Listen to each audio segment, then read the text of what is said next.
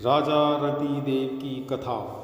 कुछ लोगों में करुणा इस तरह समाई होती है कि उन्हें सभी प्राणियों में करुणा निधि दिखाई देते हैं। ऐसे ही एक महान राजा ने भारतवर्ष में जन्म लेकर इस धरा को धन्य किया है। राजा संस्कृति के पुत्र रतिदेव। राजा रतिदेव बड़े ही प्रतापी, साहसी, न्यायप्रिय, धर्मपरायण और दानी थे। दूसरों का दुख दर्द देखकर स्वयं दुखी हो उठते थे। आए दिन राजा रतिदेव गरीबों, ब्राह्मणों और याचकों को दान दिया करते थे। जो भी उनके द्वारे आता कभी खाली नहीं जाता था। एक बार राजा रतिदेव के राज्य में अकाल पड़ा। सभी ओर भुखमरी और महामारी का दावानल दिखाई दे रहा था। अपनी दया और करुणा के रहते राजा रतिदेव ने गरीबों और दीन दुखियों की सेवा सहायता करने के लिए अपना सर्वस्व दान कर डाला था। अब राजा रतिदेव और उनका परिवार एक वक्त के भोजन के लिए तरस रहा था। कई दिनों तक बिना भोजन के केवल पानी पर निर्वाह करना पड़ रहा था। एक बार 48 दिन तक भूख प्यास से लड़ने के बाद 49वें दिन राजा को कहीं से कुछ भोजन और जल मिला।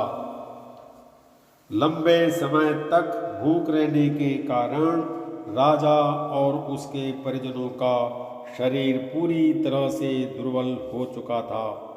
जो भोजन मिला उसे राजा अपने परिवार के साथ खाने के लिए बैठे ही थे कि कहीं से एक ब्राह्मण अतिथि का आगमन हो गया। एक भूखे के लिए भोजन से बढ़कर कुछ नहीं होता। उसमें भी एक अतिथि आकर अड़ंगा लगा दे तो मन की क्या स्थिति होती है, यह कोई भूखा ही बता सकता है। लेकिन करुणा से व्याप्त महाराज रतिदेव सर्वत्र करुणानिधि को देखते थे।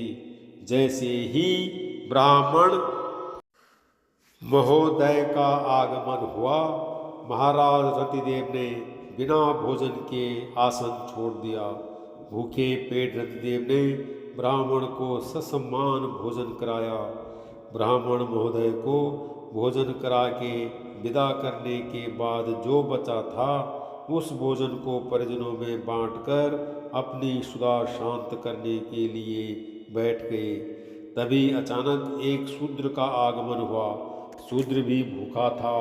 करुणानिधि का स्मरण करते हुए करुणा के सागर राजा रतिदेव ने बचा हुआ भोजन शूद्र को परोस दिया। शूद्र भी भोजन से तृप्त होकर चला गया। अब बचा हुआ भोजन परिवार में बांटकर रतिदेव करने वाले ही थे कि इतने में एक व्यक्ति अपने कुत्तों के साथ आया और भोजन की याचना करने लगा। दया के सागर रतिदेव ने बचा हुआ भोजन उसे परोस दिया। अब सारा भोजन उस व्यक्ति की क्षुधा शांत करने में ही पर्याप्त हो गया। वह व्यक्ति भोजन करके चला गया। अब राजा रतिदेव के पास केवल थोड़ा सा जल बचा था। उन्होंने उसी से अपनी क्षुधा अग्नि शांत करने की सोची और जल ग्रहण करने वाले थे कि तभी एक चांडाल का आगमन हुआ।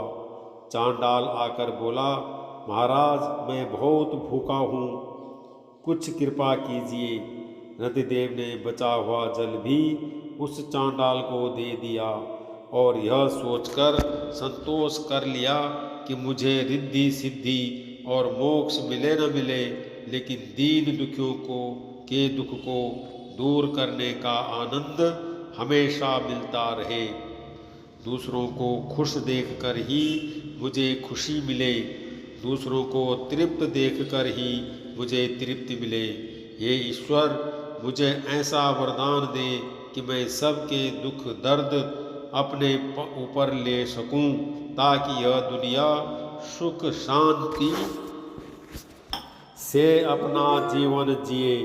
राजा द्वारा दिया गया जल पीकर वह चांडाल भी राजा को प्रणाम करके चल दिया।